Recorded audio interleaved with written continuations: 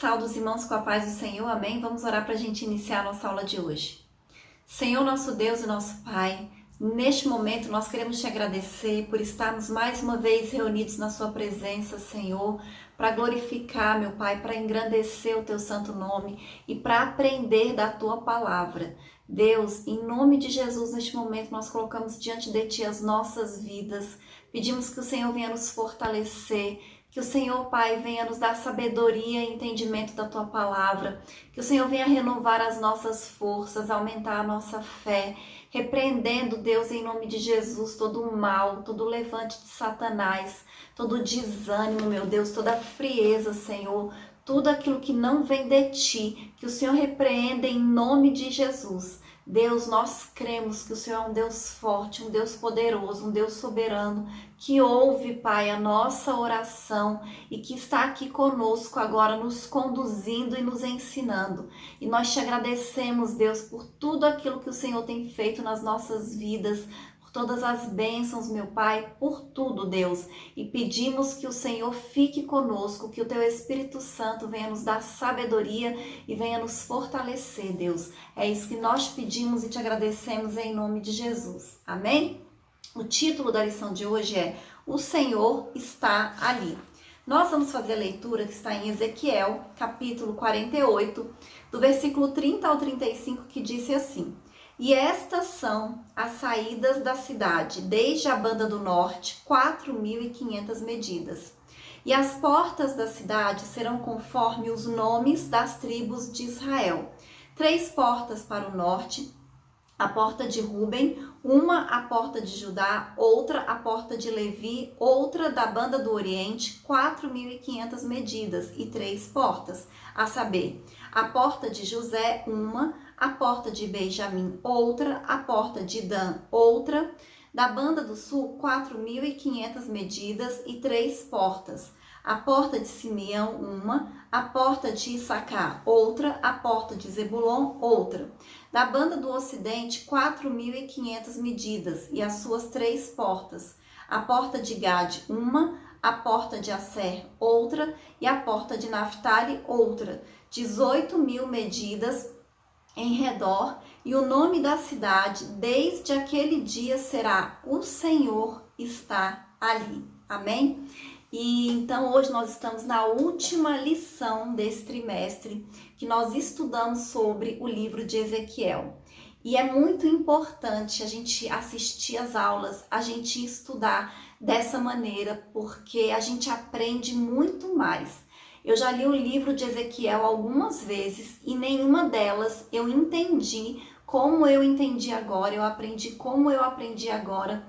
Então, para mim foi muito importante o aprendizado que eu tive esse trimestre com relação às profecias, né? Tudo que Deus fala através de Ezequiel. Porque como nós estudamos ao longo do trimestre, tudo o que Deus falou não foi apenas para aquela época, para aquele tempo. Mas o Senhor, Ele deu revelações para Ezequiel com relação ao final dos tempos. E a gente até falou isso na lição passada, que Ezequiel, ele é um livro que ele antecipa o Apocalipse nas Escrituras. E ele começa com a visão da glória de Deus. Se os irmãos lembram, né, na primeira lição, o primeiro capítulo de Ezequiel, ele fala sobre a glória de Deus e ele conclui o livro com a descrição da Jerusalém glorificada. Porque essa parte que nós lemos agora, esses versículos que nós lemos agora, do final de Ezequiel, apesar dele não falar o nome Jerusalém, pelo contexto, nós sabemos que ele está falando de Jerusalém. Mas aqui ele fala que ela não vai mais ser conhecida por Jerusalém. O nome vai ser O Senhor está ali. E é por isso que esse é o título da lição de hoje. E quando a gente faz um cruzamento das profecias de Ezequiel com as profecias de Apocalipse, nós vamos perceber que são livros complementares. A gente precisa das profecias de Ezequiel para nós entendermos melhor as profecias de João no livro de Apocalipse. E essa lição de hoje, nós vamos encerrar o trimestre estudando aspectos da Jerusalém do período do milênio. Amém? O primeiro tópico fala sobre a cidade. Então, existe uma certa semelhança entre a visão de Ezequiel e a visão do apóstolo João no livro de Apocalipse, na linguagem e no seu conteúdo. Mas é importante que a gente saiba distinguir, que a gente saiba a diferença entre a Jerusalém do período do milênio, que nós vimos nas outras lições, que tem características específicas, da nova Jerusalém, que vai acontecer no mundo vindouro, quando o Senhor fizer novos céus e novas terras. Amém? O primeiro subitem diz assim: e estas são as saídas da cidade, lá no versículo 30, que foi o primeiro versículo que nós lemos. Então, apesar do nome da cidade não ser mencionado, o contexto deixa bem claro que trata-se de Jerusalém. O termo hebraico para saídas é Totsaot. Aparece somente uma vez em Ezequiel e é usado no livro de Números com o sentido de limites, extremidades.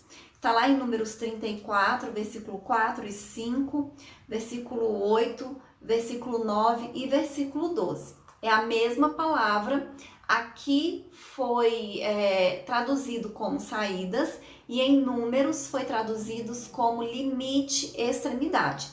A versão bíblica, a tradução brasileira, ela é a única que usa a extremidade no versículo 4. E como o profeta ele usa outra palavra para saídas em Ezequiel 42, versículo 11, 44, versículo 5, muitos expositores do Antigo Testamento, eles acham que saída, apesar de ser semanticamente correto, não é exatamente aquilo que o Senhor está querendo falar. A ideia mais correta, segundo alguns, seria com relação às extremidades da cidade. Se os irmãos lerem o versículo trocando a palavra saída por extremidade, vocês vão ver que faz bastante sentido, que faz lógica de estar falando das extremidades da cidade de Jerusalém, dessa cidade que ele está descrevendo aqui. Amém? O próximo subitem, ele fala sobre o formato da cidade. Então, a descrição da cidade de Ezequiel revela ser quadrada, é uma cidade quadrada. E nessa visão suplementar, o profeta fala de 4 lados descritos no sistema horário, norte, leste, sul e oeste, e é um tipo de Nova Jerusalém. E a extensão de cada lado é de 4.500 medidas ou 2.250 metros. E a cidade de Jerusalém, ela nunca teve a sua área territorial quadrada e nem a sua arquitetura em nenhum período histórico, nem na antiguidade, nem hoje. Então, ela nunca foi quadrada. Para ficar bem claro que o que o profeta está revelando aqui é algo novo até então, algo que ainda não existe e que vai acontecer e que é uma figura da nova Jerusalém do mundo vindouro. Amém? O próximo subitem fala sobre as 12 portas. A Jerusalém histórica do período de Ezequiel e Jeremias, ela possuía pelo menos 6 portas, segundo o livro de Jeremias: a porta do povo, a porta do sol, a porta de Benjamim, a porta da esquina, a porta dos cavalos, a porta do meio e a porta entre muros. E a torre do templo de Marduk, deus dos babilônios, Etemananque, tinha um recinto quadrado, cujo acesso era por 12 portas. Ezequiel, ele conhecia a sua cidade de origem. Talvez conhecesse também a torre de Marduk em Babilônia, pois ele vivia entre os exilados da Babilônia. O que acontece? Algumas pessoas falam que a descrição aqui é dessa torre, o que não faz nenhum sentido. O outro subitem, ele fala assim: a origem do formato e das portas.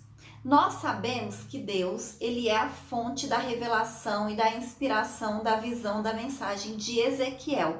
Ele não está falando dele, não é coisas que ele está inventando, são coisas que Deus está mostrando para ele através de visões que Deus está revelando para Ezequiel. Então, não se pode admitir em hipótese alguma que o profeta se inspirou em um templo pagão para falar essa visão, essa profecia. Seja por imagem, ou por som, ou por visão, a palavra que Ezequiel recebeu, ela veio de Deus. Todas as visões, todas as profecias que Ezequiel recebeu, elas vieram do Senhor Deus. Então, apesar de ser literal, pela descrição da cidade, ela é uma figura da Nova Jerusalém. Ele não estava descrevendo um templo pagão que já existia. Ele estava descrevendo como será a Nova Jerusalém. Amém? E o arquiteto e o construtor dessa Nova Jerusalém é o próprio Deus. O próximo tópico fala sobre o nome das 12 tribos. Os patriarcas Abraão, Isaque e Jacó, eles são frequentemente citados na Bíblia como representantes e fundadores da nação de Israel. Outras vezes são citados os nomes dos 12 filhos de Jacó para representar as 12 tribos de Israel. O próximo subitem ele fala sobre as 12 tribos de Israel. Então existe cerca de 20 listas dos filhos de Jacó e das respectivas tribos de Israel no Antigo Testamento, mas não existe nenhum padrão, não existe uma sequência de quando esses nomes são citados. Por exemplo, a lista com os 4 primeiros nomes, Rúben, Simeão, Levi e Judá, eles seguem a ordem de nascimento. Outras listas, elas começam a ser diferentes a partir do 5º nome. A lista de Ezequiel, ela segue em sentido horário a partir do norte, com Rúben, Judá e Levi. Leste ou oriente, José, Benjamim e Dan. Sul, Simeão, Issacar e Zebulon. E oeste ou ocidente, Gade, Azer e Naftali. Ou seja, não seguiu também a sequência das outras listas que já existiam. O Senhor, quando ele revelou para Ezequiel nessa ordem, fazendo referência a esses sentidos, tem algum motivo, alguma causa, e que nós não sabemos, porque o Senhor não deu a interpretação, não deu a revelação, mas existe por algum motivo, amém? O critério da ordem dos nomes. Pelo relato do nascimento deles, a melhor explicação da ordem dos nomes parece ter sido o critério das mães deles, ou pelo menos uma tentativa. Então, por exemplo, Leia e Zilpa de um lado, Raquel e Bila de outro. A diferença é que Naftali, ele é filho de Raquel por meio de sua serva Bila e está junto com Gade e Azer. Ou seja, eles usaram esse tipo de interpretação, mas aqui já foge disso, então não é nada certo, é somente teoria que as pessoas fazem, né, teólogos, estudiosos, mas só quem sabe mesmo é Deus qual o motivo que ele agrupou dessa maneira os filhos de Jacó. Amém? O propósito dos nomes. Dos 3 patriarcas do Gênesis, Abraão, Isaque e Jacó, o último deles foi o único em que não houve eliminatória dos filhos para a formação da nação de Israel. Quando a gente olha Abraão, o escolhido foi Isaque. Quando a gente olha Isaque, o escolhido foi Jacó. Mas quando a gente fala de Jacó, todos foram incluídos na nação escolhida. Os filhos de Jacó, todos eles representam as tribos de Israel. E o propósito desses 12 nomes dos filhos de Israel está relacionado às 12 tribos dos filhos de Israel. Eles também estão representados no éfode sacerdotal. Êxodo 28, versículo 12, diz assim: E porás as 2 pedras nas ombreiras do éfode, por pedras de memória para os filhos de Israel. E Arão levará os seus nomes sobre ambos os seus ombros para memória diante do Senhor. Amém? O nome das 12 portas da Jerusalém milenial, bem como na Nova Jerusalém, tem por propósito a memória dos filhos de Israel. E é interessante a gente ver isso porque a gente vê que Deus ele escolheu para si o povo de Israel.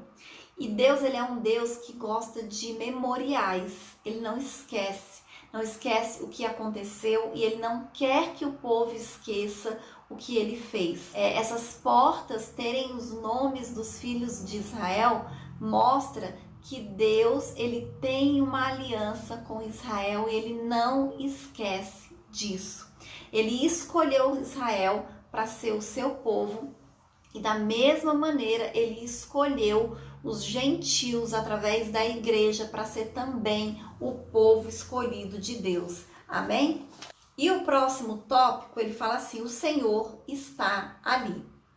E aí a gente vê que foi no final do texto que nós lemos, né? O Senhor, ele identifica essa cidade com esse nome, que é o novo nome da cidade de Jerusalém, depois do processo que ela vai passar de purificação, de santificação, de restauração espiritual, sem deixar nenhuma lembrança da idolatria, da prostituição, da violência, do passado, de todas as coisas que já aconteceram na história de Jerusalém. Então o Senhor agora lhe dá um novo nome, amém? E isso é tão emblemático, é tão simbólico, porque a Bíblia diz também que quando nós ressuscitarmos para a eternidade, o Senhor também vai nos dar um novo nome, amém? Então aqui esse é o novo nome da cidade de Jerusalém. O Senhor está ali. O subitem diz assim: os nomes da cidade. O primeiro nome da cidade de Jerusalém foi Salém, que significa paz, nos dias de vida do patriarca Abraão. E ela foi chamada também de Jebus, que esteve sob o domínio de Jebuseus, e só foi conquistada por Davi depois de alguns séculos da conquista de Canaã, e também foi chamada de cidade de Davi. Ela também é chamada de Sião e de Ariel, e Jerusalém é o nome mais conhecido e significa cidade de paz. Só que esse nome ele não aparece no suplemento dessa profecia de Ezequiel. A cidade ela é identificada pelas características ali apresentadas, tanto em Ezequiel quanto em Apocalipse, e ela é chamada em Apocalipse de Arraial dos Santos, a cidade amada. Amém? O próximo subitem diz assim: Yavé Chamá. Então a Bíblia nos mostra com clareza que Deus, ao longo da história, ele se deu a conhecer nos tempos antigos, no Antigo Testamento, por vários nomes que revelavam a sua natureza, a sua divindade, o seu poder, inerentes à sua personalidade. Para Abraão, ele apareceu como provisão para o sacrifício em lugar de Isaque, seu filho, com o nome de Yavé Jireh, ou Javé Jireh, que significa o Senhor proverá. E prometendo livrar o povo, de Israel, os filhos de Israel, daquelas pragas e enfermidades que vieram sobre os egípcios, para Moisés ele aparece como Yavé Rafá. Javé Rafá, isto é, o Senhor Sara. Esses são alguns dos nomes que ele aparece na Bíblia, mas o nome divino que aparece aqui no texto que nós lemos na abertura, que é Yavé Chamá ou Javé Samá, que significa o Senhor está ali, é o novo nome dado a cidade no milênio. O objetivo é dissociar o nome de Jerusalém com os pecados do passado. Para o povo judeu, para os israelitas, o nome ele representa a própria pessoa. Então ele representa características da pessoa. Por isso que sempre que Deus aparece na Bíblia, tem um nome identificando alguma característica sua, algum atributo seu. Nós vimos aqui alguns dos nomes que aparecem. E para Jerusalém, no milênio, o Senhor dá um novo nome, que é o Senhor está ali. Que é para eles se esquecerem completamente das coisas que aconteceram no passado. Dos pecados, da prostituição, da idolatria, todas as coisas erradas que eles fizeram, o Senhor quer que eles esqueçam, porque agora é um novo tempo e o Senhor vai estar ali presente, junto com o povo dele, junto com o povo de Israel, reinando junto com os santos. Amém? E eu vou ler a conclusão que diz assim: o apóstolo Paulo ensina que com a queda de Israel veio a salvação para os gentios. O que não diremos com a sua plenitude? As bênçãos anunciadas nas profecias de Ezequiel não se restringem apenas ao povo judeu, elas são extensivas a toda a terra. É importante salientar que nós já estamos sendo abençoados como igreja pela presença do Espírito Santo em nossas vidas. Amém? Então, durante todo esse trimestre, nós estudamos o livro de Ezequiel e a gente teve assim um vislumbre da história de Israel, do que Deus prometeu, do que Deus já fez, do que Deus ainda vai fazer. Deus, ele revela a sua glória, a sua grandeza e o seu poder. E apesar do povo ter se desviado, ter pecado, ter se afastado do Senhor, o Senhor lhe dá promessas de esperança, de coisas gloriosas que vão acontecer para o povo, de como eles serão restaurados, de como a nação vai ser restaurada, de como o Senhor vai reinar. Ele fala da glória de Deus. E nós acreditamos no mesmo Deus dos judeus. E as promessas de Deus, elas se cumprem. E nós temos que olhar para o que o Senhor faz, para o que o Senhor fez e para as promessas do Senhor. Esse novo trimestre, né, que está iniciando e que já é também um novo ano, nós temos que ficar firmes nas promessas do Senhor. Nós não podemos nos esquecer que o Senhor é a nossa força, que o Senhor é a nossa segurança, que o Senhor é o nosso auxílio, é o nosso ajudador, que Ele tem promessas para as nossas vidas, Ele é que nos guarda. Então nós temos que colocar o nosso foco e os nossos olhos no Senhor, porque Ele é o nosso socorro, é o Senhor que nos abençoa e é o Senhor que nos guarda. Amém? E essa foi a lição de hoje. Tudo que nós aprendemos nesse trimestre, que os irmãos continuem assistindo, participando das aulas da Escola Bíblica Dominical. O próximo trimestre vai ser uma bênção e os irmãos não percam. Amém? Até a próxima aula em nome de Jesus.